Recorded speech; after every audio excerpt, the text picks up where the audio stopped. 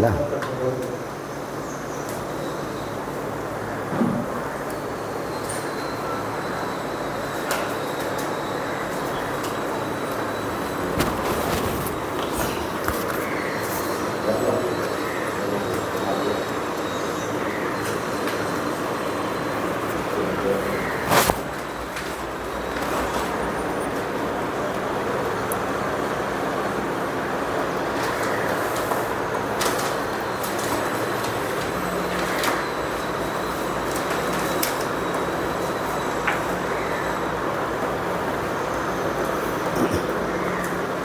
நம்ம அடுத்த பாடல் போகும்போது அங்கே நம்ம சாட்சிங்கிறத பற்றி தெரிஞ்சுக்க போகிறோம். ஆத்மாவுக்கு சாட்சின்னு ஒரு பேர்.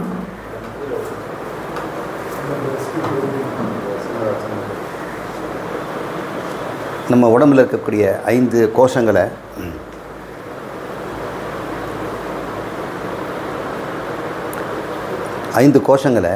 எது ஒன்று கவனிச்சுக்கிட்டே இருக்கிற பேர் சாட்சி அப்படின்னு பேர். சாட்சி. அந்த சாட்சியை பற்றி தெரிஞ்சுக்கிறதுக்கு முன்னாடி சில முக்கியமான அம்சத்தை நம்ம தெரிஞ்சுக்கணும். நம்மளுடைய எப்படி அறிவு உண்டாகுது அப்படின்னு நம்ம பார்த்துக்கணும்.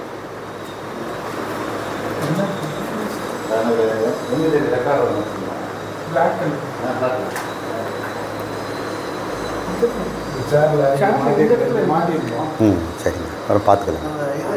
அது ஸ்டாண்ட் பை தானே? சரி, அப்புறம் பார்த்துக்கலாம் சார். நம்முடைய ஹவு நாலேஜ் டேக் பிளேஸ், நமக்குள்ளே எப்படி அறிவு உண்டாகுது அப்படின்னு நம்ம பார்ப்போம். ரொம்ப சாதாரண விஷயந்தான்.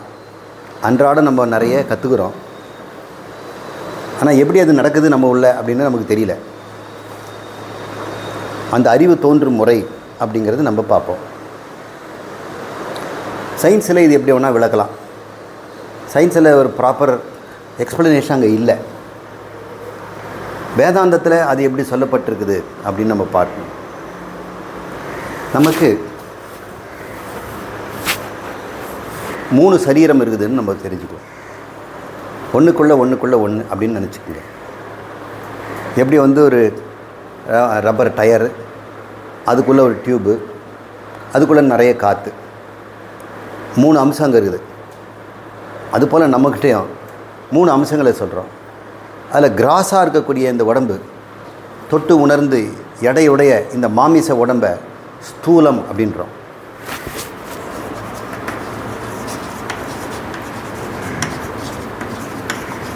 ஸ்தூல சரீரம் அப்படிங்கிறோம். இதுக்குள்ள இன்னொரு சரீரமும் இருக்குது. அதை சூக்ஷ்ம சரீரம் அப்படிங்கிறோம்.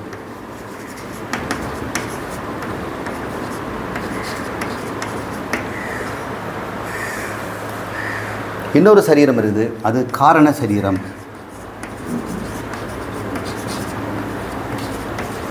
அப்படின்னு சொல்கிறோம். இது நம்ம எப்படி டிஸ்டிங்விஷ் பண்ணுறது அப்படின்னு பார்த்தோம்னா, நனவு, நம்முடைய டே லைட், இந்த சமயத்தில் இந்த 3 சரீரமே என்கேஜ் ஆகுது, முழுசாக வேலை செய்யுது. ஸ்தூலமும் இருக்குது, சூக்ஷ்மம் இருக்குது, காரணமும் இருக்குது. இப்போ இதை வந்து அவைக்கனிங் ஸ்டேட்டுங்கிறோம், நனவு நிலைன்னு சொல்கிறோம். சமஸ்கிருதத்தில் ஜாக்கிரதை அப்படின்னு சொல்கிறோம். ஜாக்கிரதம், நம்ம மிரட்டுறது தான் ஜாக்கிரதைங்கிறோம் இல்லையா? கவனமாக இருன்னு அர்த்தம். இங்கே உடம்பு ஸ்தூலத்தோடு இருக்கிறோம். சரிங்க, அடுத்தது சூக்ஷ்ம சரீரத்தை நீங்கள் கண்டுபிடிக்கணும். அப்படி ஒன்று சொல்கிறீங்களே, எங்கே இருக்குது சார் அப்படின்னு கேட்கலாம். அது கொஞ்சம் நீங்கள் தூங்கணும். தூங்கும்பொழுது ஒரு கனவு உண்டாகும் இல்லையா? ஒரு கனவு உண்டாகும். அந்த கனவில் நீங்கள் இருக்கிறீங்களே, உங்கள் சொந்த வண்டியை ஓட்டுறீங்க, நடக்கிறீங்க, போகிறீங்க இல்லையா? அந்த சரீரம் என்ன சரீரம்? அது வந்து சூக்ஷ்ம சரீரம் அப்படிங்கிறோம். அந்த சரீரத்தில் கண் இருக்குது. கனவில் பார்க்குறீங்களே, சப்தம் கேட்குறீங்களே, யார் கேட்டது? இந்த காதா கேட்டது? இந்த கண்ணா பார்த்துது? கனவில் நீங்கள் இருந்து கொண்டு கனவில் இருக்கிற பொருளை எல்லாம் 5 புலன்களால் அறிகிறீர்களே. என்ன அறியலைன்னு சொன்னால் நனவில் ஞாபகம் வரணும்ல? வருதே, நான் கனவில் அதை பார்த்தேன், நான் கனவில் அதை கேட்டேன் அப்படிங்கிறேன். நான் கனவில் கேட்டேன் அப்படிங்கிறோம். கனவில் நீ கேட்டியே, எந்த காதை வச்சு கேட்ட? இந்த காதா? அதுக்கு இன்னொரு காது இருக்குது. அது நம்ம கண்ணுக்கு தெரியாத, பௌதிகமாக இல்லாத, மாமிசத்தில் இல்லாத சூக்ஷ்மமான காது. அப்போ நம்மக்கிட்ட வெளியே இருக்கிற காது வந்து மாமிச காது. ஆனால் உள்ளுக்குள்ளே ஒரு காது இருக்குது, அது சூக்ஷ்ம காது. அது சென்சரி பெர்செப்ஷனுக்கு அது இன்வால்வ் ஆகுது. இப்போ இந்த காதிலே கூட நம்ம சவுண்டை கிராக் பண்ணுறதுக்கு ஒரு மைக் சிஸ்டம் இருக்குது, ஒரு ட்ரம் இருக்குது, அதுக்கப்புறம் காக்லியா இருக்குது, அப்புறம் ஆடிட்டரி நரம்பு, அதெல்லாம் பார்த்தா ஃபிசிக்கலாக இருக்குது. ஆனால் அங்கேயே சப்தம் கேட்குறோம், உள்ள பிரெயினில் தானே கேட்குறோம். அந்த பிரெயினில் இருக்கக்கூடிய காதுக்கு தான் நம்ம வந்து உண்மையான செவின்னு சொல்கிறோம். அது சூக்ஷ்ம காது. கண் இங்கே இருக்குது. இந்த கண் லைட்டை கேதர் பண்ணுற ஒரு லென்ஸு தான். அது வெளித்திரையில் பிம்பத்தை உண்டாகுது. அதை இமேஜாக கன்வெர்ட் பண்ணி பிரெயினுக்குள்ளே பண்புது. பிரெயினில் பார்க்குற இடம் எங்கே இருக்குது? Occipital cortex. இங்கே தான் இருக்குது விஷுவல் கார்டெக்ஸ்னு சொல்லி. அது வந்து லைட்டெல்லாம் பார்க்குது. காதில் வர சப்தத்தை ஆடிட்டரி கார்டெக்ஸ். நோஸில் இருக்குது ஆல்ஃபேக்டரி. அப்புறம் நாக்குலேருந்து வந்தால் கஸ்டேட். இந்த நாக்கு எதுவும் உரியறதில்லை, அந்த நாக்கு தான் உள்ளது. அப்போ நமக்கு 2 நாக்கு இருக்குது, ஸ்தூல நாக்கு, சூக்ஷ்ம நாக்கு. இப்போ ஸ்தூலமாக என்னென்ன 5 இருக்குதோ 5 புலன்களும் சூக்ஷ்மமாக இருக்குது. இப்போ சூக்ஷ்மமாக இருக்கிறது தான் சாஃப்ட்வேர், இது ஹார்ட்வேர். இந்த ஹார்ட்வேர் வந்து ஒரு பிரயோஜனம் இல்லை. கண்ணிருந்து குருடன் உள்ள சாஃப்ட்வேர் ஒர்க் பண்ணலன்னா. நாக்குன்ற சாஃப்ட்வேர் என்னன்னா இந்த நாக்கு பிரயோஜனம் இல்லை. 5 புலன்களும் சூக்ஷ்மமாக இருந்துன்னா அதை நம்ம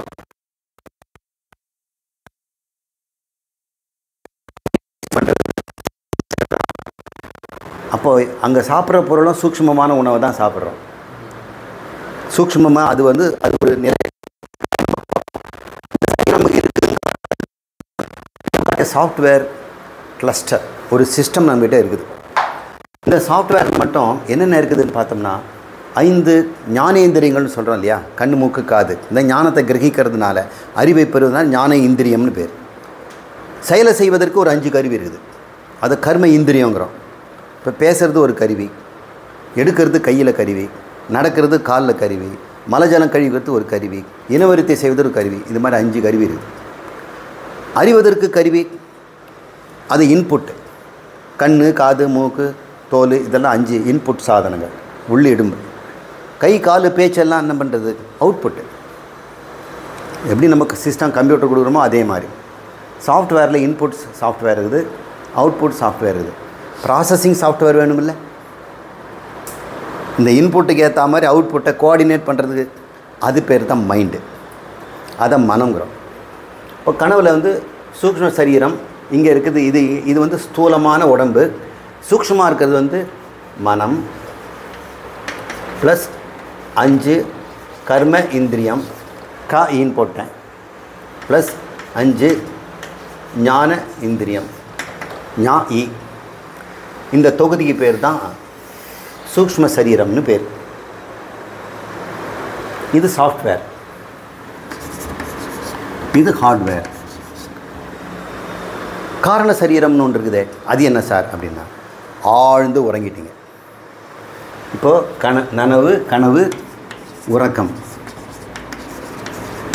அந்த சமயத்தில் நீங்கள் கனவும் காணல, சாஃப்ட்வேரும் என்ன ஸ்லீப்பிங் மோட் போயிடுச்சு. ஹார்ட்வேரு சொல்ல வேண்டியதில்லை, அது மெயின்டெனன்ஸ் மட்டும் பண்ணிக்கிட்டுருது. ப்ரீத்திங், டைஜஷன், எக்ஸ்க்ரீஷன், இது மட்டும் போயிட்டுருது, மெயின்டெனன்ஸ் மட்டும் ஆகுது. Hardware maintenance. Software totally collapse, sleep mode போயிடுச்சு. எங்கே போச்சு? காரணத்தில் போச்சு.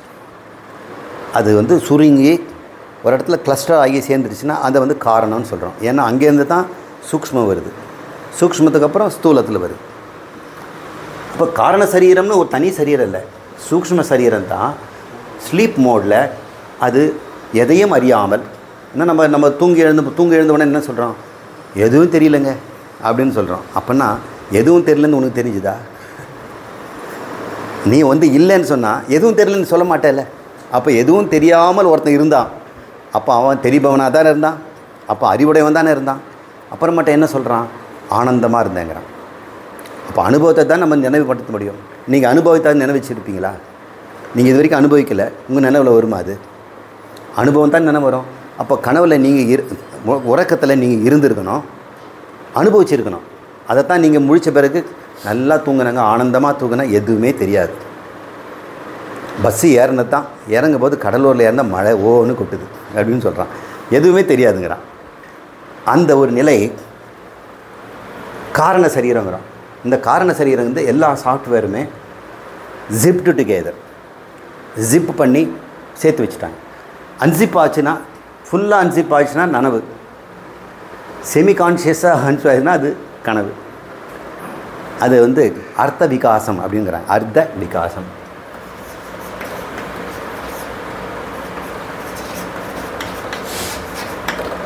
அர்த்தன்னா பாதி, செமி கான்ஷியஸ் அப்படின்னு. அர்த்தம்னாக்கா வேறு அர்த்தம், பொருள் அப்படின்னு ஆகிடும். இது அர்த்தன்னா பாதி கான்ஷியஸில் இருக்கும்பொழுது நமக்கு வருது. இது உங்களுக்கு புரியுதுங்களா? இது வந்து அடிப்படையான ஒரு தகவல்.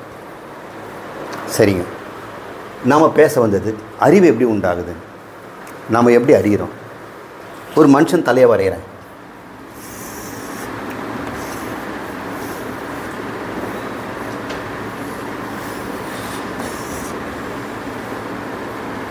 இப்படி போட்டுக்கோ. இவனுடைய பிரெயின், இதை வந்து மனம்னு பேர் வைப்போம், இது வந்து மைண்டுன்னு பேர் வைப்போம். இந்த மைண்டில் எப்படி அறிதல் நடக்குது? கண் வந்து பார்க்கிறது, இந்த இன்ஃபர்மேஷன் உள்ளே போகுது, மூக்குலேருந்து இன்ஃபர்மேஷன் உள்ளே போகுது, நாக்குலேருந்து போகுது, காதுலேருந்து போகுது, எல்லாம் உள்ளே போகுது. அப்புறம் வெளியே வந்து இந்த அவுட்புட்டும் போகுது. இங்கே உள்ளே என்ன நடக்குது? இது ஒரு மிஸ்டீரியஸாக இருக்குது. நியூராலஜிஸ்ட் படிக்கிறவங்க அதை சொல்கிறாங்க. இந்த கார்டிகல் செல்ஸில் இந்த சென்சேஷன் நடக்குது அப்படின்னு அவங்க இதை எக்ஸ்ப்ளனேஷன் கொடுக்குறாங்க. இப்போ நம்ம முறையில் கற்றுக்குவோம். ஏன்னா நம்முடைய ஞானம் ஆத்மாவை கண்டுபிடிக்கணும், அதுக்கு தான் இப்போ பண்ணுறோம். இந்த பிரெயினை பாதியாக பிரிச்சுக்கணும், அல்லது இந்த மைண்டுங்கிறது பாதியாக பிரிச்சுக்கணும். இந்த மைண்டுக்குள்ளே என்னென்ன இருக்குது அப்படின்னு பார்த்தோம்னா, உங்கள் மனசில் என்ன நடக்குதுன்னு நீங்கள் என்றைக்காவது லிஸ்ட்டு போட்டு பார்த்துருக்கீங்களா? உங்கள் மனம் தானே வாழ்நாள் முழுக்க அனுபவிச்சுட்டு இருக்கிறீங்க. உங்கள் மனசில் என்ன நடக்குது? 1,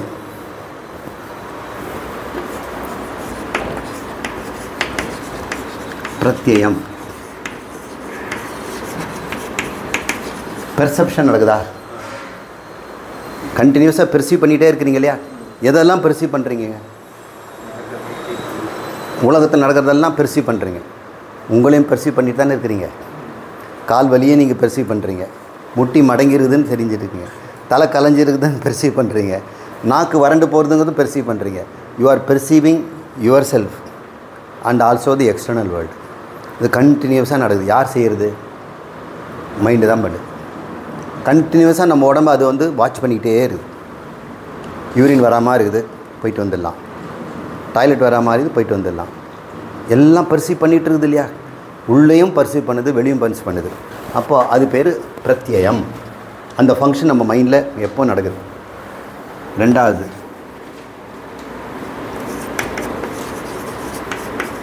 எமோஷன், உணர்வு. மனசில் எப்போவுமே உணர்வுகள் இருந்துகிட்டே இருக்குது. சில நேரம் அப்படியே அமைதியாக சாந்தமாக இருக்கிறோம், சில பேர் ஒரு மகிழ்ச்சியாக இருக்கிறோம், கம்ப்ளீட் பண்ணிட்டோங்க வீடு, அல்லது அந்த ப்ராசஸை நம்ம கம்ப்ளீட் பண்ணிட்டோம் அப்படின்னு சந்தோஷமாக இருக்கிறோம். அப்புறம் திடீர்னு ஒரு இன்ஃபர்மேஷன் வருது, பயந்துடுறோம். அப்புறம் அது நீங்கள் நம்பருக்கு அப்பா அப்படின்னு ஒரு ரிலீஃப் கிடைக்குது. அப்புறம் பொறாமை ஏற்படுது. சில சமயம் நமக்கு மரியாதை கொடுக்கலையே அப்படின்னு ஒரு ஏமாற்றத்தில் கோபம் வருது. மரியாதை தெரியாத இடத்துல நம்ம போய் நம்ம செய்திருக்கூடாது, நம்மளை வந்து ஒதுக்கிட்டாங்க, நம்ம ஏற்றுட்டு பார்க்கல அப்படின்னு இதெல்லாம் உணர்றாங்க இல்லையா? அப்போ என்னென்ன? பயம், கோபம், ஆசை, பொறாமை, அப்புறம் அருவருப்பு, சந்தோஷம், அப்புறம் பழி வாங்கும் உணர்வு, அப்புறம் டிப்ரெஷன் சொல்கிறோம், சோர்வு, மனசோர்வு, மந்தமான மனசு, எதுவுமே செய்ய போறீங்களா, வீட்டிலேயே இருந்துக்கலாம் போல் இருக்குது. அப்படி இருந்தாலும் வந்து இப்படி இருக்கிறமேன்ற ஒரு கவலை. இப்போ வெளியே போனாலும் கவனமே இருக்க மாட்டேங்குது. இதெல்லாமே மனம். இதை வந்து எமோஷனுங்கிறோம். ஏன்னா இந்த எமோஷன் தான் நம்மளை வந்து மோஷன் பண்ணுது. நீங்கள் ஏதாவது பேசுகிறீங்கன்னா உள்ள எமோஷன் இருந்தால் தான் இருக்கும். நீங்கள் பலாருன்னு அறிஞ்சிங்கன்னா உள்ள எமோஷன் இருக்குது. It emotes action. உங்களுடைய எல்லா செயலுக்கும் எமோஷன் தான் இருக்குது. பக்தி இருந்தாலும் எமோஷன் தான் இருக்கணும். ஒரு எமோஷன் இல்லைன்னா நம்ம வாழவே முடியாது. இது ஒரு பெரிய சர்வைவல் மிஷின் இந்த மைண்டு. இது வேலை வந்து வெறும் எமோஷன் மட்டும்தான். இந்த எமோஷன் யூனிவர்சல். எறும்புலேருந்து அமீபாவிலேருந்து மனுஷன்லேருந்து எல்லாருக்கும் உண்டு, தேவர்களுக்கெல்லாம் உண்டு. எமோஷன் இல்லாத உயிரினமே கிடையாது. இது வந்து பில்டின் மெக்கானிசம். நீங்கள் சிஸ்டம் வாங்கும்போதே மைக்ரோசாஃப்ட்டை லோடு பண்ணி கொடுத்துருக்குறாங்கல்ல, அந்த மாதிரி நம்ம பார்க்கும்போதே we are loaded with emotion. ஆனால் இன்னொன்று இருக்குது, இன்டலெக்ட்.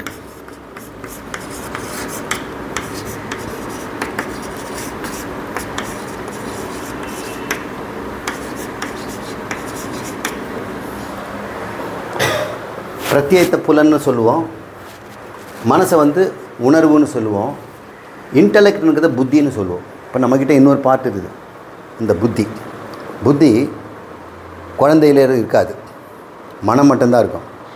எமோஷன் இருக்கும் குழந்தைக்கு. அண்ணனை மட்டும் அம்மா கொஞ்சிக்கிட்டே இருக்கிறாங்க, இல்லைன்னா அண்ணன் நினைப்பான் இப்போ தான் பிறந்திருக்கிறதுனால தம்பியே எப்போவும் தூக்கிட்டு இருக்கிறாங்க அப்படின்னு. உணர்வெல்லாம் இருக்கும், பேச தெரியாது, லாங்குவேஜ் வரலை இன்னும். அது புத்தியில் இருக்குது. நம்ம புத்தி வந்து நாம ரூபங்களை கிரகிக்கும், பேர் வைக்கும். சித்தப்பா வந்திருக்கிறார் பார், மாமாவார், வணக்கம் சொல்லு, டாட்டா சொல்லு அப்படின்லாம் நான் கற்றுக் கொடுக்குறோம். இப்போ புத்தி கொஞ்சம் கொஞ்சமாக வளருது, லாங்குவேஜ் வளருது. ஆனால் எமோஷன் வளருவதே இல்லை. 70 வயசுலேயும் அதே பொறாமை, அதே கோபம், அதே பயம், அதே இந்த அபக்கரிகம், எல்லாத்தையும் வந்து சேர்த்து வச்சுக்கணும், யாருக்கும் கொடுக்கக்கூடாது. சில பேர் வீட்டில் போகிறது பார்த்தா திறந்து பார்த்தோம்னா டப்பாவாக இருக்கும், என்னென்னவோ இருக்கும். பழங்காலத்து பொருளெல்லாம் வச்சுருப்பாங்க. இதை தூக்கி போடவே மாட்டிங்களான்னு, இல்லை அது யூஸ் ஆகும் அப்படின்னு வச்சுருப்பாங்க. அவங்களே இறங்கி போயிடுவாங்க, அந்த பொருள் அப்படியே கிடக்கும். இந்த மாதிரி உணர்வுகளெல்லாம் இருக்குது இல்லையா, அது வளர்வதும் இல்லை, தேய்வதும் இல்லை, பிறந்ததுலேருந்து அப்படியே தான் இருக்குது. ஆனால் அறிவு மட்டும் வளர்ந்துக்கிட்டே இருக்குது. இந்த அறிவை நீங்கள் டிரான்ஸ்மிட் பண்ணலாம். என்கிட்ட ஒரு அறிவு இது, கால்குலஸ் அப்படின்ற ஒரு மேத்தமெட்டிக்கல் இருக்குது, ட்ரிக்னாமெட்ரி இருக்குது, உங்களுக்கு சொல்லிக் கொடுத்துடலாம். ஆனால் எமோஷன் சொல்லிக் கொடுக்க முடியுமா? சொல்லிக் கொடுக்க தான் வேணுமா? கோபப்படுறது எப்படின்னு நினைக்கலாம், கிளாஸ் எடுக்க போகிறேன். பயப்படுறது எப்படின்னு கிளாஸ் எடுக்க போகிறேன். சொல்லிக் கொடுக்காமலே வர்றது, குழந்தையிலே இருப்பது, யூனிவர்சலாக இருப்பது, இந்த 3 முக்கியமானது எமோஷனுக்கு. குழந்தையிலேருந்து இருப்பது, சொல்லிக் கொடுக்காமல் வருவது, அப்புறம் யூனிவர்சலாக இருக்குது. எல்லாத்துக்கும் உண்டு.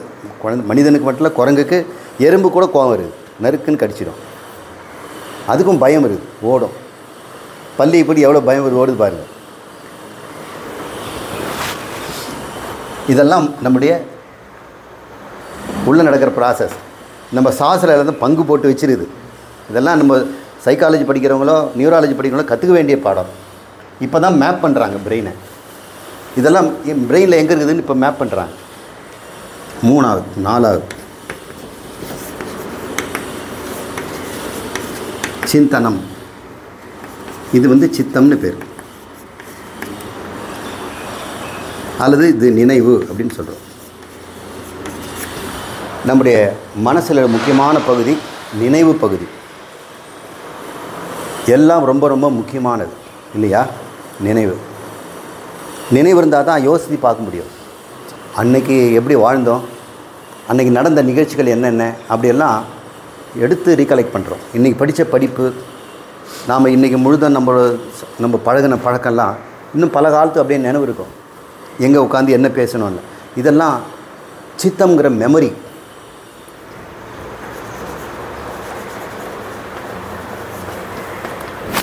இதுதாங்க 4 முக்கியமானது. இதோட கூட ஒன்று இருக்குது, அதை இப்போ சொல்ல போகிறேன். உங்களுக்கு இது தெரியுதா? இப்போ நாம் வந்து ஒன்றுத்தையும் நாக் ஆஃப் பண்ண போகிறோம். இல்லைன்னா என்ன ஆகும் நீங்கள் யோசனை பண்ணி பாருங்கள். சப்போஸ் பெர்செப்ஷன் இல்லைன்னு வைங்க, நாலேஜ் பாசிபிளா? இல்லை பிறந்துலேருந்து. அப்போ நடுவில் போயிடுச்சுன்னா ஏற்கனவே நினைவில் இருக்குது இல்லை, இதை வச்சுட்டு நம்ம வாழ்வான். ஏன்னா மெமரி இருக்குது, அது வச்சுட்டு அந்த காலத்து அப்படி இருந்து. இப்போ காதும் கேட்கலை, கண்ணும் கேட்கலை, எதுவுமே இல்லை, நடமாட்டமும் இல்லை, பேசவும் முடியல. ஆனால் படுக்கையாக இருக்கிறான். அவனுக்கு பெர்செப்ஷனே இல்லை. ஆனால் அவன் இருக்கிறான் இல்லை. எதை கொண்டு வாழறான்? அவன் நினைவில் கொண்டு வாழறான். அந்த நினைவை கொண்டு வரும்பொழுது எமோஷன் உண்டாகும், அழறான் இல்லை, தன்னந்தனியாக அழறான். எங்கேருந்து எதுக்கு இங்கே எதுவும் பார்க்கல, எதுக்கு அழறான், எதையும் பார்க்கல, எதுக்கு பயப்படுறான், இங்கேருந்து வருது. ரொம்ப ரொம்ப முக்கியமான ஆள். இப்போ பெர்செப்ஷன் இல்லைனாலும் ஒருத்தன் வாழ முடியும். அவன் வாழ்வதற்கு இந்த சிந்தனை, மெமரியும் மனமும் இன்டலெக்டும் போதும். சரிங்க. இப்போ இது இருக்குது, இதெல்லாம் இருக்குது. எமோஷன் இல்லைன்னு வைங்க, கற்பனை பண்ணி பாருங்கள். ஒருத்தன் எமோஷன் இல்லைன்னா வில் பி ரோபாட். ரோபாட்டாக தானே இருப்பான், ஒரு ஆனால் இன்டெலிஜென்ட் இருக்கும். Alexa tell me when was the second world war, இம்மிடியட்டாக சொல்லும். ஆனால் அதில் என்ன நடந்தது, படுகொலை. Are you worried? I don't understand master what you say. அப்போ உணர்வு இல்லைன்னா நமக்கு இல்லைன்னா என்ன ஆகும்? நிறைய பேர் உணர்வு இல்லாமல் அதிகாரிகளாக வாழறாங்க. அறிவு செம அறிவு, ஆனால் ஈவிரக்கமே கிடையாது. வள்ளுவர் சொல்றார், அறிவினால் ஆவதுண்டோ பிரிதின் நோய் தன்னோய் போல் போற்றா கடை. இன்னொரு உயிர் படுற துன்பத்தை நீ உணரலன்னா உனக்கு அறிவு இருந்து என்னடா பிரயோஜனங்கிறார். உணர்வு அவ்வளோ முக்கியமாக இருக்குது. இன்னொருத்த உணர்வை நான் உணரணும். அவன் பல் வலி இதுன்னா நம்மளும் அப்படி தொடங்கும். சினிமாவில் யாராவது கொலை பண்ண வந்தால் நம்ம பயப்படுறோம். அது என்ன அர்த்தம்? அது பேர் எம்பத்தி. அங்கே பேத்தின்னா நோயின்னு அர்த்தம். பேத்தாலஜினா நோய்கள் தானே படிக்கிறீங்க. பேத்தோஸ்னா நோய். இன்னொருத்தன் நோயை நம்மக்கிட்ட பார்த்தோம்னா அது எம்பத்தி. அதுக்கு நம்ம வெளிப்படுத்தணுமா அது சிம்பத்தி. எம்பத்தி வேணும் முதல்ல. அதை நீ வெளிக்காட்டி நீங்கள் செயல்படுத்தினா அது பேர் சிம்பத்தி. இதெல்லாம் யார் செய்கிறாங்க? எமோஷன் பகுதி தான் செய்யுது. இதுக்கு நமக்கு இந்த எமோஷன் இருந்தால் தான் சிம்பத்தி எம்பத்தி எல்லாம் பாசிபிள். இது இல்லைன்னா எம்பத்தியும் கிடையாது, சிம்பத்தியும் கிடையாது. இன்னொன்று புத்தி. புத்தி இல்லைன்னா என்ன ஆகும் பாருங்கள். மிருகத்துக்கு நமக்கு வித்தியாசமே இல்லை. வளர்த்தவனே தெரியாமல் யானை மிதிச்சிடும், ஏன்னா புத்தி இல்லை. புத்தி இருக்கிற பாம்பு எவ்வளோ தான் பால் விற்று வந்தாலும் நம்மளை எஜமானு சொல்லி கொஞ்சமா தெரியாமல் மிதிச்சனும் ஒரே போட்டுரும். சிங்கமோ புலியோ, ஏன்னா அதுக்கு புத்தி இல்லை. அது சீர்தூக்கி பார்க்கல. இந்த நேரத்தில் இதை செய்திடக்கூடாதுன்னு சொல்லுது. நாய் எவ்வளோ தான் செல்லமாக வளர்த்தாலும் நம்ம முக்கியமான வேலையை செய்வது குறைக்கும். அந்த சமயத்தில் மடியில் உட்காரும். என்னடா இது எமோஷன் மட்டும் இருக்குது, புத்தி இல்லையே. மாஸ்டர் இப்போ நீ தொந்தரவு பண்ணக்கூடாது, இப்போ நீ போ அப்படின்னு சொன்னால் அது கேட்காது, மேலே மேலே விழும். புத்தி ரொம்ப முக்கியம். சிச்சுவேஷனை அனலைஸ் பண்ணி இது இன்னதுன்னு கண்டுபிடிக்கும், நிச்சயம் பண்ணும். மெமரியில் வைக்கிறதுக்கு இவர் தேவைப்படும். இப்போ இன்டெலெக்ட் மட்டும் இல்லைன்னா will be very emotional beings, animals. அப்புறம் ஒரேடியாக நாய்களுக்கெல்லாம் புத்தி இல்லைன்னு சொல்ல முடியாது. கொஞ்சம் இருக்கிறதுனால தான் அதுக்கு ட்ரைனிங் கொடுக்க முடியுது. சிட்டு ஸ்டாண்டு கோ அப்படின்னு தான் சொல்ல முடியுது. ஒருவேளை மெமரி இல்லைன்னா என்ன ஆகும்?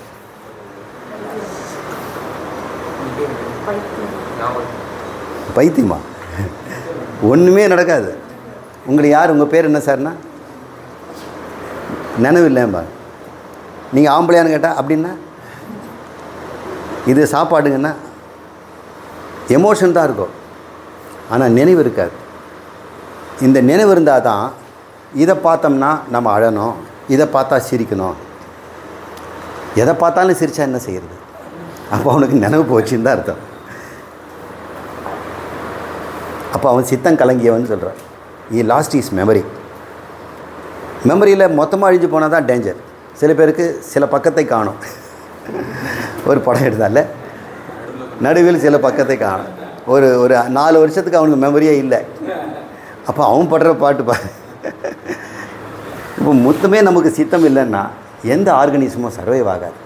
தன் குழந்தை குட்டிக்க நம்ம வீடு வாசல் நம்ம உடம்பு நான் ஆனா பெண்ணா எதுவுமே தெரியாது. பட் எமோஷன் மட்டும் இருக்கும், பசி இருக்கும், எல்லாத்தையும் பார்க்கும். ஒவ்வொரு முறை பார்த்தோன்னே புதுசாக தான் பார்க்கும். இது ஏற்கனவே காமிச்சிட்டிங்க போது நிறுத்துங்கன்னு சொல்லாது.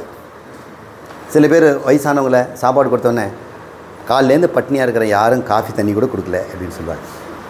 பாட்டி இப்போ தான் கொண்டாந்து குடித்தாங்க அப்படின்னு சொல்லுவாங்க.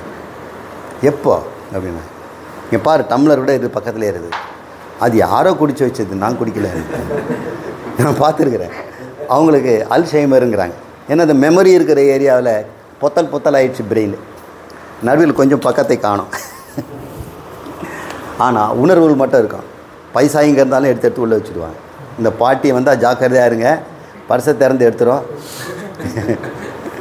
அப்புறம் எங்கேயாவது சாமிக்கிட்ட தட்டில் இதில் இருந்ததுன்னா எடுத்துக்க போய் உள்ளே வச்சுக்கோ. எல்லாத்தையும் பதுக்கி வைப்பாங்க. எமோஷன் இருக்கும், அதுக்கு வேண்டிய நினைவு இருக்குது, இந்த காசு இருக்குதுன்னு. மொத்த நினைவு இல்லைன்னா தான் டேஞ்சர். இந்த நினைவு இந்த வாழ்க்கையில் மட்டும் இருக்கிறத நினைவு வச்சுக்கிட்டுனா அதை நம்ம மேல் மனசுங்கிறோம், பிறந்ததுலேருந்து. ஆனால் போன பிறவி கூட நம்ம சித்தத்தில் இருக்குது, ப்ரீவியஸ் பர்த்தில் இருந்தது. அதை நம்ம அடிமனசு அப்படின்னு சொல்கிறோம். இன்னும் பல கோடி பிறவிகளாக இருந்த பற்றியா, நாயா பேயா நண்டு சிண்டு நரி, அந்த வாழ்க்கையெல்லாம் நம்மகிட்ட இருக்க வெறித்தனமெல்லாம் இருக்கும் இல்லையா, அதெல்லாம் ஆழ் மனசுன்ற. அப்படி 3 மனசு. இது மனசுன்னு தான் பேர் வச்சுருக்கிறோம், அது வந்து சிந்தனை தான். இந்த மேலே இருக்கக்கூடிய லேயர் இப்போ கரண்ட் லைஃப்பில் இருக்கக்கூடியது. அது வந்து நம்முடைய டிரான்சாக்ஷனுக்கு ரொம்ப யூஸ்ஃபுல்லாக இருக்குது. நம்ம அதை தான் மாமன் மச்சாரெலாம் உறவு, நம்ம சொந்த வீடு, புஸ்தகம் எல்லாத்தையும் ஞாபகம் வச்சுருக்கிறோம்.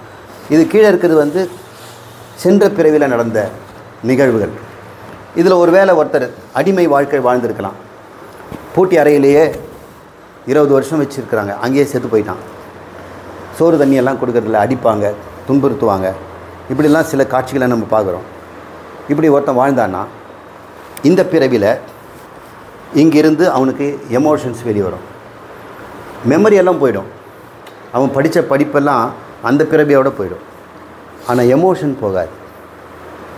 எமோஷன் தான் எப்பவுமே இருக்கிறதாச்சு, புத்தி தான் நடுவில் வருது. இந்த சிந்தனையில் எமோஷன்ஸ் எல்லாம் ஸ்டோர் ஆகிருக்கும். இப்போ அவங்ககிட்ட எப்போவுமே பாதுகாப்பு உணர்வு, பய உணர்வு இருக்கும். குழந்தையிலேருந்து பயந்தாங்குழியாக இருப்பாங்க. ஏதாவது ஆகிடுமோ, எதுக்கு பயப்படுற அப்படின்னு சொன்னால், இல்லைம்மா வாங்க கூட அப்படின்பாங்க. கல்யாணம் ஆன பிறகு கூட அவங்க பயப்படுறாங்க இருப்பாங்க. பெட்டு கீழே யாரோ இருக்கிறாங்க, யாரோ பக்கத்தில் நிற்கிறாங்க, ஏதோ என்ன சொல்கிறாங்க, எல்லாரும் எனக்கு சதி திட்டம் போடுறாங்க, என்ன வந்து கமிட் பண்ண பார்க்குறாங்க அப்படின்னு ஏதாவது ஒரு காம்ப்ளெக்ஸில் இருப்பாங்க இல்லையா. அதெல்லாம் அது பேர் வாசனைன்னு சொல்கிறோம், பூர்வ ஜென்ம வாசனைகள்.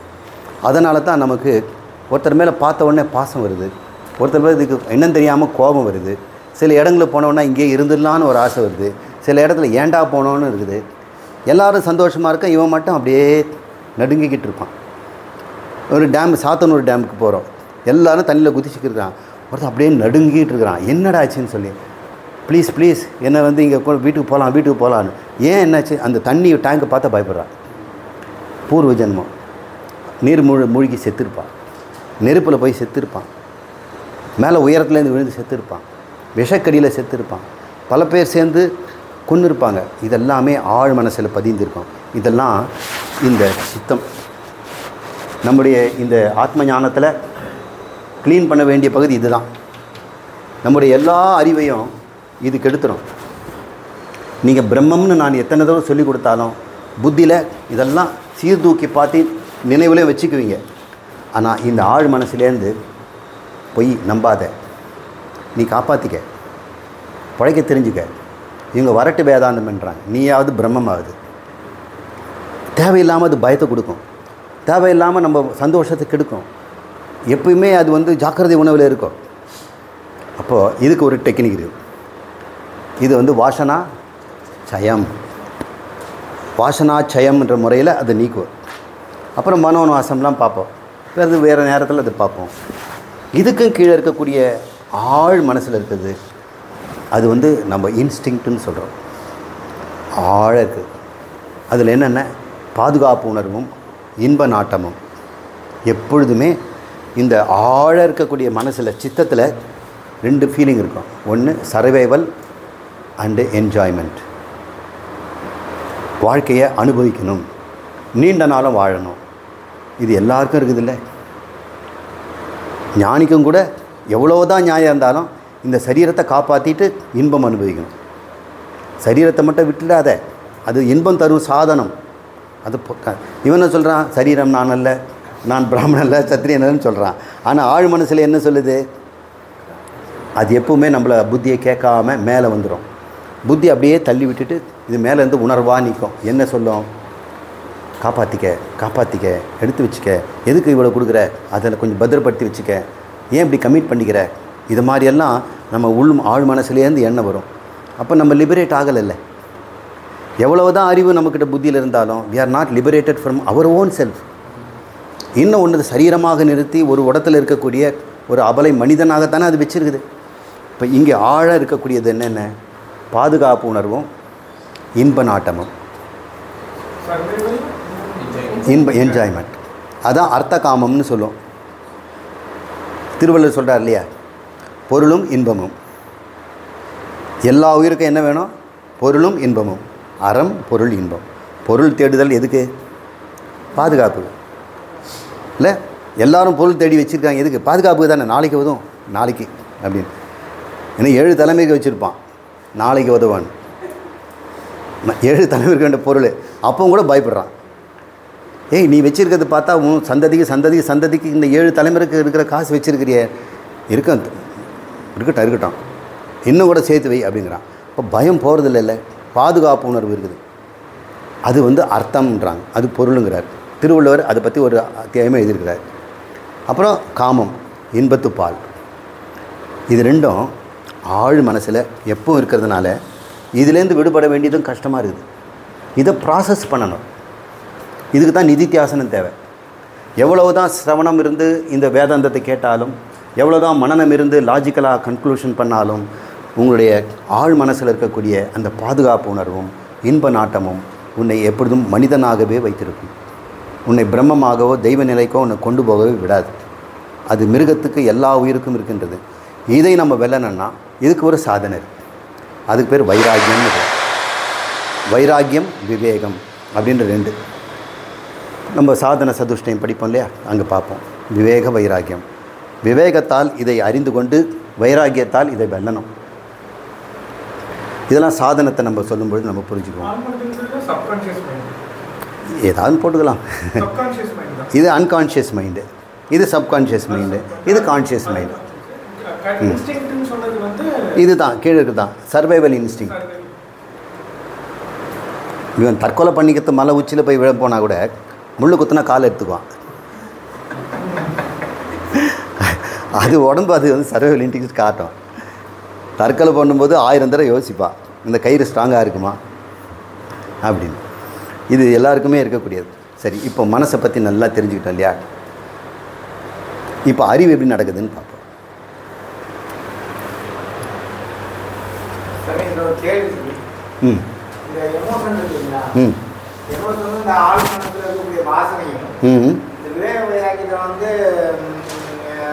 சரி பண்ணலாம். எல்லாமே ஞானிக்கு எல்லாமே பஸ்கமாயிடுது, எல்லாமே சுத்தமாயிடுதுங்களா?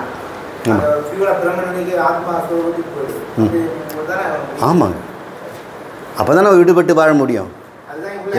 இப்போ ஆமாம், இப்போ விடுபடுதலுங்க எங்கேருந்து? உன்னை யார் கட்டி போட்டுருக்குறாங்க? உன்னை தவிர உன்னுடைய உணர்வுகள் தான், உன்னுடைய பூர்வ ஜென்ம கர்மங்களும் வாசனைகளும் தான் உன்னை கட்டி போட்டு மனிதனாக வச்சிருக்குது. நீ பிரம்மம், உடம்பல்ல, எங்கு இருக்கின்ற சைதன்ய சொரூபம். ஆனால் நாம் அப்படி நினைக்கலையே. இப்போது இன்னொரு டைமென்ஷன் போ. இந்த உடம்பை விட்டுடுவோம், பெர்செப்ஷன் வேண்டாம். சூக்ஷ்ம சரீரத்தில் மட்டும் கொஞ்சம் நேரம் இருப்போம். அதுக்கு என்ன பண்ணணும்? கனவு காணணும் இல்லையா? கனவு காண வேண்டாம், கொஞ்ச நேரம் தியானம் பண்ணுவோம். டாக்டர் கொஞ்சம் இப்படி வாங்க, வெயில் உங்கள் கண்ணில் வெளியில் படுது. ஒருத்தன் அமைதியாக அமர்ந்து கொண்டு கண்ணை மூடிக்கொண்டு உடம்பை மறந்துட்டான். ஆசனம் போட்டு உட்கார வரைக்கும் உடம்பு இருக்குதுன்னு தெரியுது. அப்புறம் பிராணாயாமம் பண்ணுறான். பிராணாயாமம் பண்ண பண்ண பண்ண சரீரமும் மறந்து போகுது, மனனும் அடங்குது. அப்புறம் பிரத்யாகாரம்னு சொல்லக்கூடிய புலன்களெல்லாம் உள்ளே இழுத்துக்கிறான். மனசை புலன் வழியாக போகாமல் கண்ணை மூடிக்கிறான், காதை மூடிக்கிறான். அப்புறம் தாரணிக்கு போகிறான். தாரணின்னா ஏதோ ஒன்றை பற்றிய ஒன்றில் பொருந்துதல்னு அர்த்தம். பிரத்யாகாரம்னா பிடித்து இழுத்தல்னு அர்த்தம். புலன்களை பிடித்து இழுத்தல். அப்புறம் மனசை ஒரு இடத்துல பொருத்தணும். அதுக்கப்புறம் தான் தியானத்துக்கு போகணும். தாரணைக்கு அப்புறம் தியானம். இந்த தாரணை நிலையில் மனசை முதல்ல பொறுத்த கற்றுக்கணும். இப்போ நம்ம ஒருவேளை தியானம் பண்ண பழகிட்டோம்னா இதெல்லாம் வரிசையாக பயணமான அப்படிலாம் கிடையாது. நீங்கள் இதை பழகிட்டிங்கன்னா எப்போனாலும் நீங்கள் தியானத்துக்கு பண்ணலாம். பழகாதவங்களுக்கு தான் ஆசனம், பிராணாயாமம், பிரத்யாகாரம், தாரணையெல்லாம் இதை எல்லாரும் தினமும் வாழ்நாள் முழுக்க செய்யணுன்ற அவசியம் இல்லை. உங்களுக்கு மனசு பொருந்த விஷயம் வச்சிங்க, அப்புறம் நீங்கள் தாரணை பண்ண வேண்டியதில்லை. பொருந்தாதவனுக்கு ஒரு பிகினருக்கு நம்ம வந்து தாரணை சொல்லித்தரோம். தாரணையில் நல்ல பெஸ்ட்டு என்னன்னு கேட்டால் ஜபம் பண்ணுறது. ஜபங்கிறது இறைவனுடைய திருநாமத்தை ஓதிக்கொண்டே இருக்கிறது. அந்த ஜபத்தில் ஒரு திருநாமம் ஓம் நம சிவாய, ஓம் நமோ நாராயணாய, ஓம் சரவண பக, இல்லை ஓம் சக்தி சக்தி சக்தி, அப்புறம் ஓம் பிரணவாய நமக, அல்லது ஓம் ஓம் ஓம் ஓம் ஓம் அப்படின்னு சொல்லிக்கிட்டு இருக்காருவீங்க. இப்படியே இருந்தானா ஒரு மனது வந்து பொரிஞ்சிடுச்சு. எதில் பொருந்தது? ஓங்காரத்தில் பொரிஞ்சிடுச்சு. இந்த ஓங்காரத்தையே கவனிக்கிறார். இந்த ஓங்காரத்தை கவனிக்க கவனிக்க கவனிக்க இப்போ என்ன நடக்குதுன்னு இப்போ நீங்கள் நல்லா யோசனை பண்ணி பாருங்கள். நீங்கள் உட்காந்து பாருங்கள். அதில் வந்து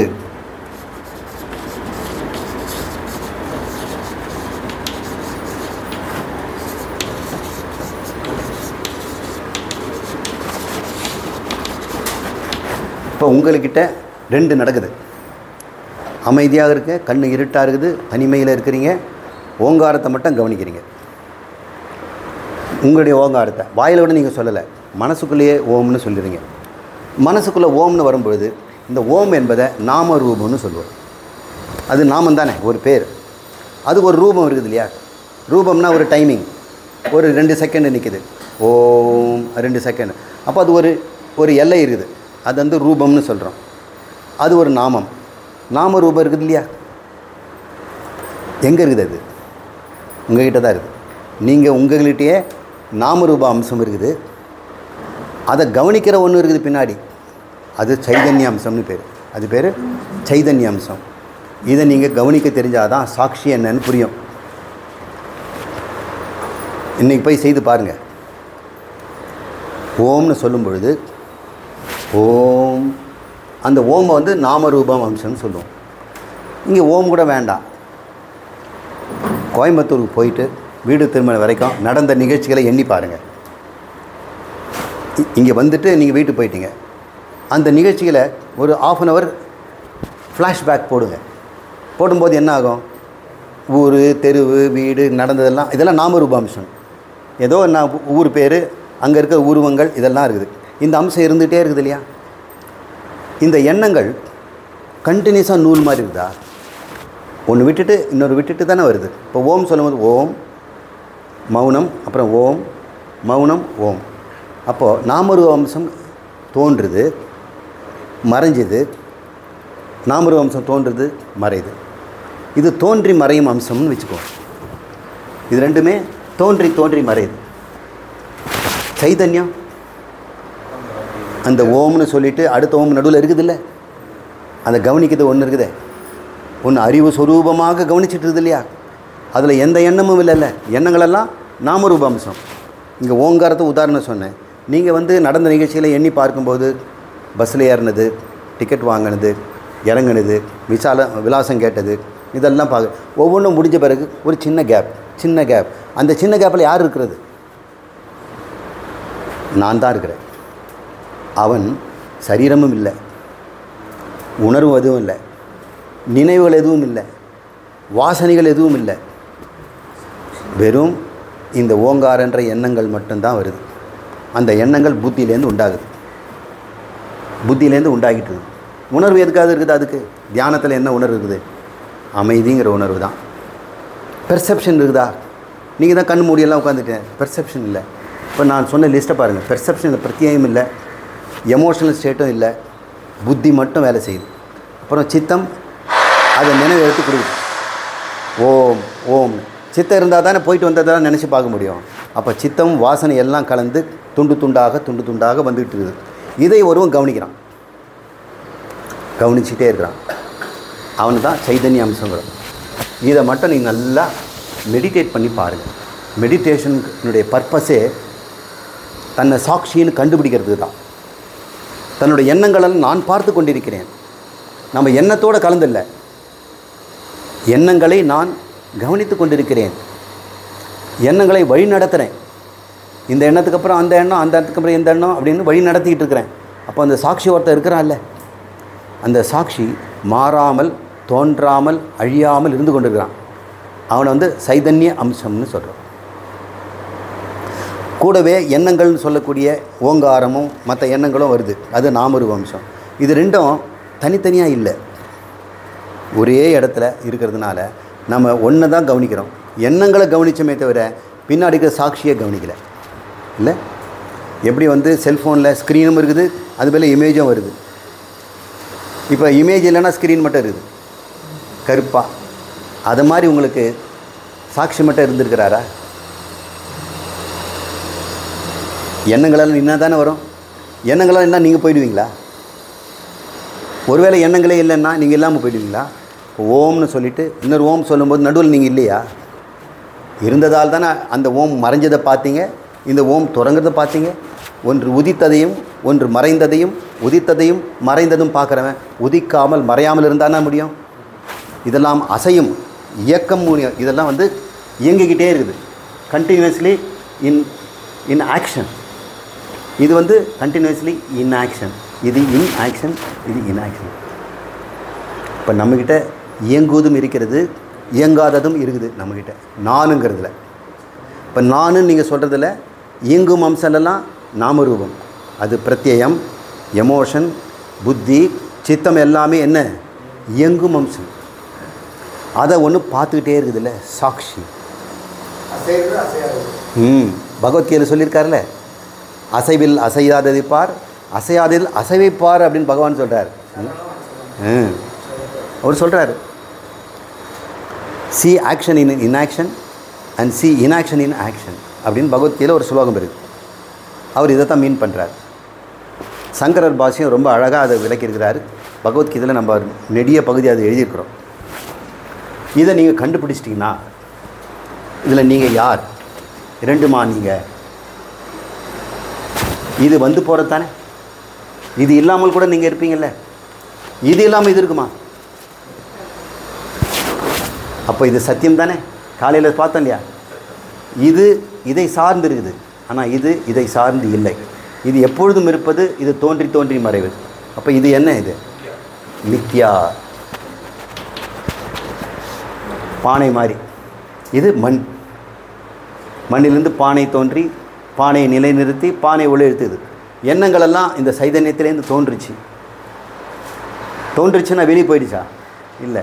சைதன்யம் கொஞ்ச காலத்துக்கு நாமரூபமாக இருக்கிறது, மறுபடியும் நாமரூபத்தை விட்டு சைதன்யம் ஆகிடுச்சு. ஒரு பொருள் தான் அங்கே இருக்குது. சைதன்யம் நாமரூபங்களாக கடல் அலைகளை வெளிப்படுத்தி அலைகளை உள்ளே இழுத்துச்சு. அலையும் நீர் தான், கடலும் நீர் தான். நீருன்ற வகையில் கடல் அலைன்னு ரெண்டு இல்லை, நீர் ஒன்று தான் இருக்குது. ஆனால் நாமரூபத்தில் பார்த்தோம்னா கடல்னு ஒரு நாமரூபம், அலைன்னு ஒரு நாமரூபம். அது மாதிரி நாமரூபத்தில் பார்த்தோம்னா இறைவன் ஒரு நாமரூபம், ஜீவன் ஒரு நாமரூபம். ஆனால் ரெண்டுத்தில் இருக்கக்கூடிய அந்த சைதன்ய அம்சத்தை பாருங்கள். அவரும் அறிவுடையவர் தானே, அவருக்கு ஒரு சைதன்யம் இருக்கும் இல்லையா? அந்த சைதன்யமும் உன்னுடைய சைதன்யமும் எந்த வேறுபாடு? அதனால் தத்து துவமசி, அந்த பகவான் தான் நீ அப்படின்னு இன்னும் நிறைய ஆர்குமெண்ட்ஸ் இருக்குது. அது எப்படின்னு கேட்குறதுக்கு ஆள் நிறைய பேர் இருக்கிறாங்க. அவங்களெல்லாம் நம்ம நீக்கணும் இல்லையா? அவங்க பேர் பூர்வபட்சின்னு பேர். அவங்கள நீக்கிறதுக்கு பேர் நம்ம கண்டவே சித்தாந்தம்னு பேர். இப்போ பூர்வபட்சி சித்தாந்தம்ங்கிற முறையில் ஆர்குமெண்ட் பண்ணி நிலைநாட்டுறது மனநம்னு பேர். இப்போ இந்த இடத்துல நம்ம நிறுத்துவோம். இதை கொஞ்சம் நீ நைட்டு தூங்கும் பொழுது சாட்சியை கவனிங்க. நீங்கள் சாட்சிங்கிறத கண்டுபிடிங்க. மெடிடேஷனே சாட்சி பாவனையை வளர்க்குறதுக்கு தான். நீங்கள் சாட்சி ஆகிட்டிங்கன்னா யாருக்கு சாட்சி? உங்களுக்கு சாட்சி. நல்லவருக்கெல்லாம் சாட்சிகள் ரெண்டு. ஒன்று மன சாட்சி, அது தெய்வத்தின் சாட்சியமா. ரெண்டு சாட்சி இல்லைங்க. எது உன்னிடம் சாட்சியாக இருக்குதோ அதுதான் தெய்வ சாட்சி. நம்பிக்கை வைத்து கல்லையும் பார்த்தால் தெய்வத்தின் காட்சியம்மா. அது நம்ம விட்டுடுவோம். நம்ம இது பார்ப்போம். நமக்குள்ளேயே சாட்சியாக கடவுள் இருக்கிறாரா இல்லையா? சைதன்ய ரூபமாக இருக்கிறாரா இல்லையா? அப்போ நீங்கள் கடவுளாகிறதுக்கு எவ்வளோ நேரம் ஆகுதுன்னு நினைக்கிறீங்க? நாமரூப அம்சங்களை விட வேண்டியதானே? நாமரூப அம்சம் என்ன? இப்போ நாமரூபத்தை பற்றி நம்ம ஆராய்ச்சி பண்ணுவோம், அதை அடுத்த கிளாஸில் பண்ணுவோம். இப்போதைக்கு நம்ம இதோட நம்ம க்ளோஸ் பண்ணிவிட்டு நம்ம இசை நிகழ்ச்சிக்கு போவோம். நிகழ்ச்சி முடித்த பிறகு நம்ம உணவறிந்து விட்டு நிலா மூட்டத்தில் உட்காந்து ஜென்ரல் டாப்பிக்கில் பேசுவோம். நாளை காலைல மறுபடியும் விட்ட இடத்துலேருந்து மீதி இருக்கக்கூடிய 10 பாடல்களையும் பார்ப்போம். சார், ஒரு மந்திரத்தை உச்சாரணம் பண்ணுவோம். ஒரு உதாரணத்துக்கு நாராயணம், அப்புறம் மறுபடியும் சின்ன கேப்பு, மறுபடியும் நாராயணம் வச்சுக்கோங்க. இப்போது நம்ம கவனம் வந்து நாராயணத்துக்கு மேலே போகிறது, அந்த கேப்பில் போக மாட்டேங்குது. ஏன் போகணும்? நீங்கள் தானே கேப்பு. அதையும் பார்க்குறது இன்னொருத்தர் இருப்பானா என்ன? அந்த கேப்பு தான் நீங்கள். ரெண்டையும் சைமல்டேனியஸாக பார்க்க வேண்டியது. நீ அந்த கேப்பு தாங்க நீங்கள். கேப்பில் யார் இருக்கிறாங்களோ அவர் தன்னை தானே பார்த்துக்கிட்டு தான் இருக்கிறான். அப்போ அது வந்து டிசப்பியர் ஆகிடும். சால் சொன்னார், இது நாமரூபம், இது நாமரூபம் மாறி மாறி வருதுன்னு வைங்க. ஃபஸ்ட்டு நாம் இது ஒரு நமோ நாராயணா, நமோ நாராயணா. இது கீழே ஒரு அம்சம் இருக்குது இல்லை, சைதன்ய அம்சம். இவர் தான் இது கவனிக்கணும். இவர் தான் எப்போ கவனிச்சுட்டே இருக்கிறார். அவருடைய வேலையை கவனம் தான். அவர் தன்னை கவனிக்க வேண்டிய அவசியம் இருக்குது. கவனிக்கணும். இது கவனிக்கணுங்கிறேன். அப்புறம் கவனிக்கிறது ஒரு கவனம் அப்படின்னு போயிடுவோம். அது அனவஸ்தா தோஷம் பேர். போய் கவனிக்கணும்னா இவங்க பக்கத்து இவங்க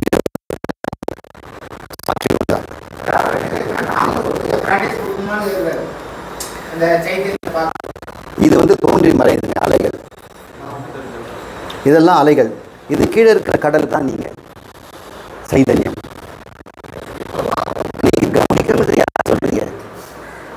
இப்போ கவனிக்கிறவன் யாரு? கேப்பை வந்து கேப் தாங்க நீங்க. இந்த கேப்ல ஏங்க நீங்க கவனிச்சது இல்லையா? உங்களை நீங்க ரெண்டாவதாக வச்சு கவனிக்கணுமா என்ன?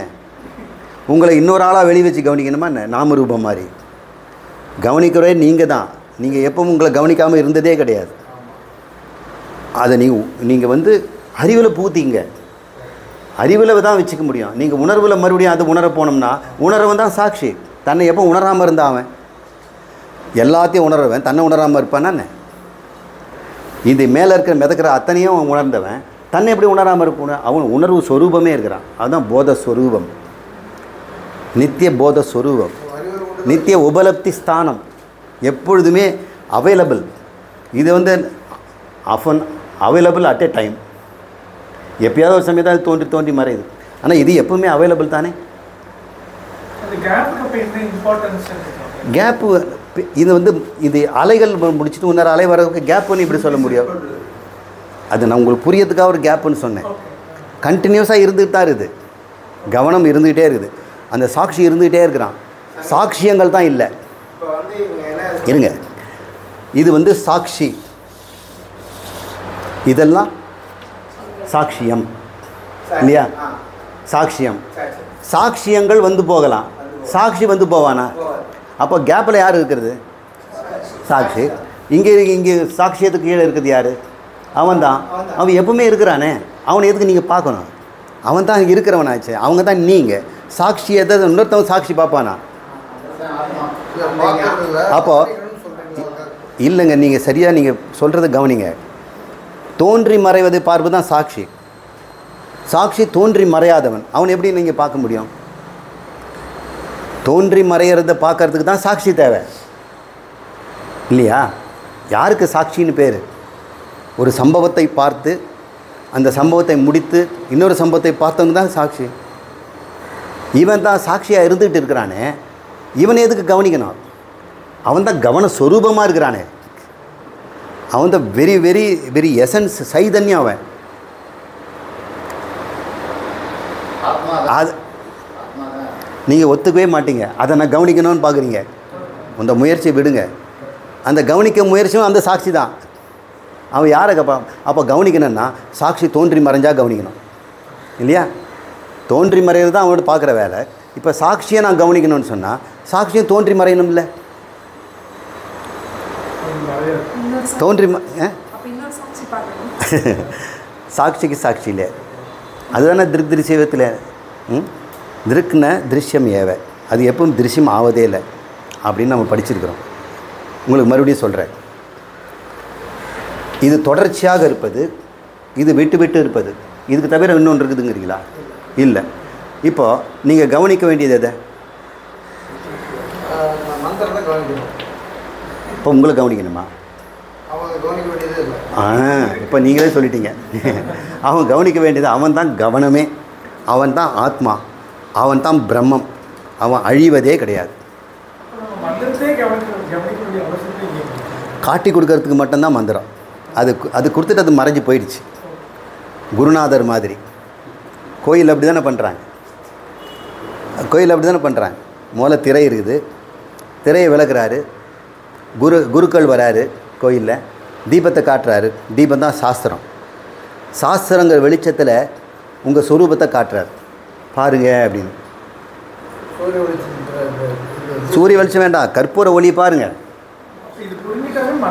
சூரிய ஒளி எங்கே இருக்குதுங்க? அங்கே அதுதான் கர்ப்பகிரகத்தை இருட்டாக வச்சுருக்கிறாங்க. சூரிய ஒளி வந்துடக்கூடாதுன்ட்டு தான் இருட்டாக வச்சுருந்து அங்கே இருந்து கொண்டு இருக்கிறது உன்னை இன்னும் பார்க்கல. சாஸ்திரங்கிற வெளிச்சத்தை குருக்கள் பயன்படுத்தி காட்டுறாரு.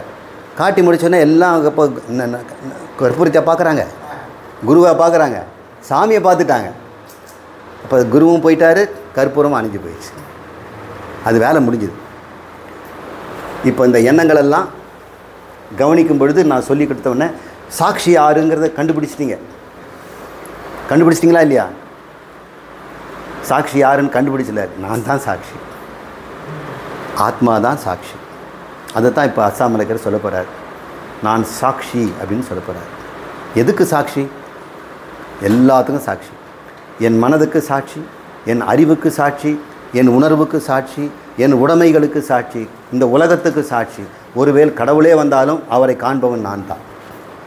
அவர் எனக்கு காட்சிப்படும் பொருளாயிடுவார். அப்படி ஆக முடியுமா? கடவுள் உனக்கு காட்சி தரும் பொருளாயிட்டார்னா என்ன ஆகும்? அப்புறம் சட்டுமுட்டு சாமான் மாதிரி அவர் ஒரு பொருளாயிடுவார். நீ பார்க்க மாட்டேன்னு சொல்லுவார். இங்கே உள்ளே இருக்கிற அவர் தான் சாட்சி. அதனால் கடவுளை பார்க்க முடியாது. கடவுளை காட்டுன்னா நீயே கடவுளாக இருந்துக்கிட்டு நீ உன்னை வெளியே கொண்டு போய் வச்சு நீ யார் பார்க்குறது? உன்னை புடுமைக்கு வெளியே வச்சோம்னா உள்ளே இருந்து யார் பார்க்குறது? முடியவே முடியாது. கடவுளை யாரும் கண்டிலர். யாராவது கண்டேன்னு சொன்னால் பொய் சொல்கிறான்னு அர்த்தம். இதை நம்ம பார்க்கணும். கண்டவர் விண்டிலை, விண்டவர் கண்டிலை. எவன் விண்டானோ அவன் கண்டலை. கண்டவன் நான் கண்டேன்னு சொல்லுவானா? வெக்கக்கேடாக போயிடும். நான் என்ன பார்த்தேன்ற மாதிரி ஆகிடும். டேய், நீ எப்போ நீ பார்க்காம இருக்க? நீ உள்ளங்கை நெல்லிக்கு மாதிரி எப்பயும் உணர்ந்து கொண்டு இருக்கிறாயே. நல்ல பேர் இல்லைங்க உள்ளங்கை நெல்லிக்கு நீன்னு. சரிங்க, நம்ம இன்றைய கிளாஸை நிறைவு செய்வோம். ஓம் பூர்ணமத பூர்ணமிதம் பூர்ணாத் பூர்ணம் உதச்யதே பூர்ணம் ஆதாய பூர்ணம் ஏவாவசிஷ்யதே. ஓம் சாந்தி சாந்தி சாந்தி. ஹரி ஓம்.